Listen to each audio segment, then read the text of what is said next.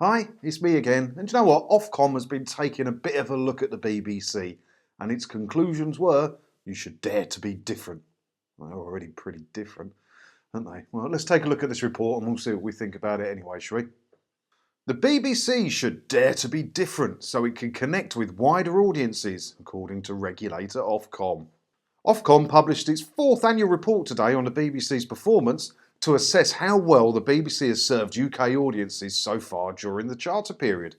The report was published on the same day as it approved the return of BBC Three as a linear TV channel. Don't even get me started on BBC Three. They're going to dump BBC Four, stop making stuff for it, which was a channel predominantly for the over 40s, wasn't it? So they can concentrate on BBC Three and focus on the 16 to 24-year-olds who don't pay a licence fee at all. They don't pay a licence fee. BBC Three is not going to make them pay a licence fee, is it? The people who pay the licence fees predominantly are the over 40s, and you're not making anything for them. I don't get it. I don't get what goes through the BBC's mind sometimes, do you? It makes no sense. It found that the BBC has broadly delivered against its remit. Ofcom said the BBC remains popular with viewers and listeners, and last year saw its reach stabilise after a period of decline. So this is the bit that I want to see some more information on from Ofcom, to be honest. Almost 9 in 10 adults consume BBC content each week. I want to know the rest of that study, how many people they polled and what information they gained from that. 9 in 10 adults. Is that 9 in 10 adults watch BBC One, or 9 in 10 adults might use the radio in their car and listen to a BBC local station or BBC Radio 4, whatever? Or it says BBC content, doesn't say BBC services. So maybe they mean Only Fools and Horses on Netflix or something. I want more information about that, because that doesn't seem right to me. It doesn't seem right at all. The Ofcom review also identifies several long-standing themes that the BBC must address. Oh, here we go. This should be the good stuff. These include improving audience perceptions of BBC impartiality. Yeah, they are struggling with that at the minute, aren't they? I mean, you stop anyone on the street and you ask them about BBC and impartiality and they'll laugh. The whole country thinks it now. What's Ofcom got to say?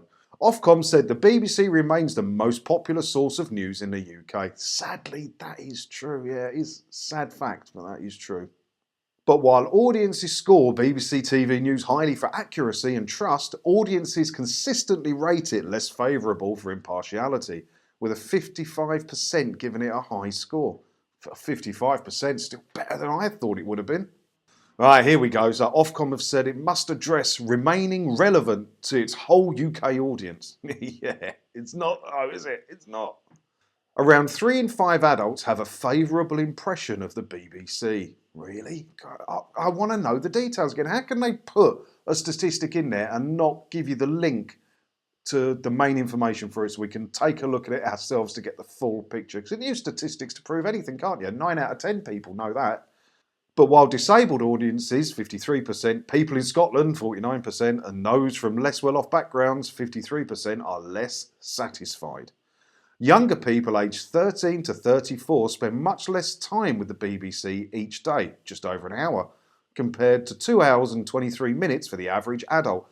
And that's reason enough to bring back BBC Three, is it? I mean, they took BBC Three off the air as a bit of a cost-saving exercise, didn't they? And chucked it all online because they thought that's how they would reach the kids by streaming. It's obviously not worked, is it, if they're bringing the TV channel back? Not worked, is it? More children aged 11 to 16 use Netflix, 77%, than the BBC's TV, radio and online services combined. So why is the BBC really going after them? The kids aren't interested in 1, broadcast TV, and 2, BBC. BBC isn't cool, is it? It's not cool. Netflix to the kids is cool. YouTube to the kids is cool. BBC's got a bit of a problem. You know, they're not going after the older people, which means the older people are getting a bit disillusioned and not paying. But then the older people don't last forever, do they? So who's going to be paying the licence fees in the future? No one. That's who. So the BBC also need to address daring to be different. Ofcom research found that fewer than half of UK adults rate the BBC positively on providing content that dares to be different. Why does it need to dare to be different? I don't understand. Do the stuff that's worked.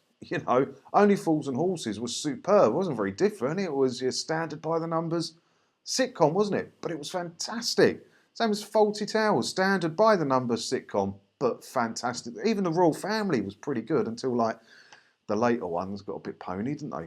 But why do they need to dare to be different? Bringing in all these crazy things. No, do it by the numbers and do it right. Like Attenborough stuff, superb. That's not different, is it? But it's superb. It's the best in the world for nature stuff, isn't it? It's not different though, is it? But it's the best. Do more of that. The BBC's spending on first-run original TV content has been in long-term decline, from 1.6 billion in 2010 to just over a billion in 2020. So 3.2 billion-ish they get from TV licence fees, and they only spent a billion of it on new TV shows. I don't know, make of that what you will. No, I've got no opinion on that one. It's just interesting. Spending on first-run programmes in at-risk genres like comedy and music has declined faster compared to spending on all other genres. But the BBC's support is still crucial to the UK's creative sector. 40% of total spending by UK public service broadcasters on commissions from external production companies comes from the BBC. But what it doesn't say there is how much of that spending for external production companies from the BBC went to BBC Studios and other BBC subsidiaries and not completely independent production companies. Whereas Channel 4 has to use completely independent production companies. BBC don't. I bet a lot of that spending went to BBC Studios, your licence fee money. So yeah, what I gain from this is I want to see some information to back up those statistics, first of all. And secondly, they've got no direction. They don't know what they're doing, do they? They're just making it up as they go along. I don't think the BBC have long-term plans for things like that. Take BBC away, BBC 3 away, bring BBC 3 back. Dump BBC 4 and annoy many of the older people that love a bit of BBC 4. What's next? They're going to get rid of BBC Radio 4. God, that will cause riots in the street with the oldies, wouldn't it? Getting rid of that. Not going to happen, obviously. But do you know what I mean? They just don't seem to have a lot of direction and they don't know what they're doing. And this is just full of useless numbers that don't prove anything. All it does prove is that the kids don't care. So it says here, children aged 11 to 16, 77% of them use Netflix more than BBC's stuff. Well, those 11 to 16-year-olds are going to grow up soon. They're going to grow up soon and get their own houses or go to university, get flats, whatever, and get to the point where they may need to decide if they need to pay for a TV licence or not. Do you think they will? No, of course they won't, because they've grown up watching Netflix and on-demand stuff. They don't need to pay for a TV licence. They don't use terrestrial TV. BBC's in trouble. And that's all this says to me. It says they're in proper trouble, doesn't it you? So as usual, let me know what you think about all this down in the comments below, and I'll see you in another video again soon. Thanks for watching.